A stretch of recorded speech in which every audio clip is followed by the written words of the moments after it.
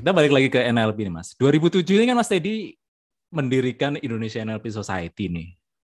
Yeah. Yang tadi saya sempat sampaikan itu ya, yang saat ini itu jadi ya bisa dibilang komunitas NLP terbesar, ya pembelajar NLP terbesar di Indonesia. Itu saya yang ngomong sih Mas ya. Yang ngomong kayak gitu. Karena saya punya kriteria komunitas pembelajar NLP itu ya wajib ada practice group buat membernya, yang itu free. Nah, aku lihat nggak usah di Indonesia lah, di dunia itu baru nemu itu di London, sama di sini gitu. Yeah. Nah, dulu itu idenya gimana Mas? Sampai kemudian Mas Teddy itu bikin komunitas namanya Indonesia NLP Society ini.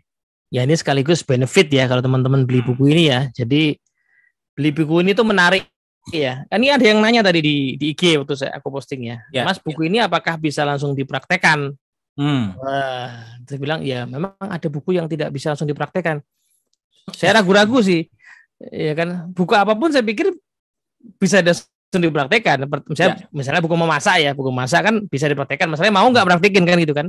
Saya beli buku teknik mesin kan enggak. Masalahnya mau nggak saya effort ya kan.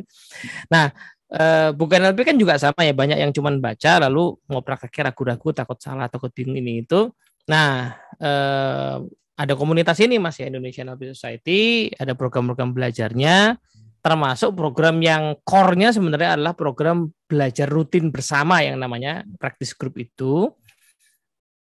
Yang sebenarnya baru rutin mungkin sekitar tahun 2016 ya. Itu di Jakarta dulu, setelah beberapa kali dicoba. Saya pikir mencobanya itu dari 2010, ini ada Mas Adam saksinya ya. 2010 pernah dicoba buat ya, lalu cuman jalan sekali apa 2 kali. 2014 pernah dicoba buat lagi kali juga ya.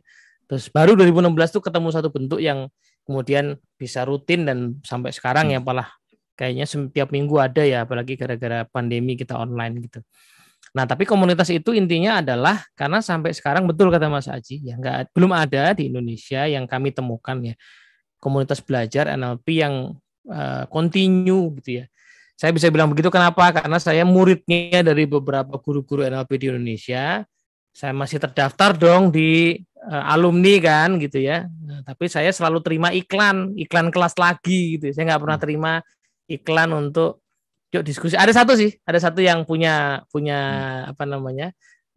Kita sebut aja ya, komunitas meta coaching ya, neurosemantik itu saya gabung di situ juga sekarang punya ya. Punya kegiatan rutin gitu ya untuk belajar. Tapi yang lain-lain sebenarnya belum ada. Nah, ini kan problem karena ilmu NLP tadi ilmu praktis yang harus dilatih. Jadi nggak bisa kita belajar sekali. Ya. Nah, ini Mas Haji kan belajar silat, kungfu ya. Jadi kayak gitulah mirip-mirip ya. Jadi kita nggak bisa jadi ahli silat gara-gara nonton si Pitung gitu loh. Nonton terus si Pitung terus jadi ahli silat, atau nonton Jet Li terus tiba-tiba jadi ahli kungfu, kan nggak bisa kan, harus belajar kemudian berlatih ya. Nah, jadi NLP-nya tuh ya segitu-gitu aja kadang-kadang yang kita butuhkan buat sehari-hari, tapi kan perlu berlatih ya.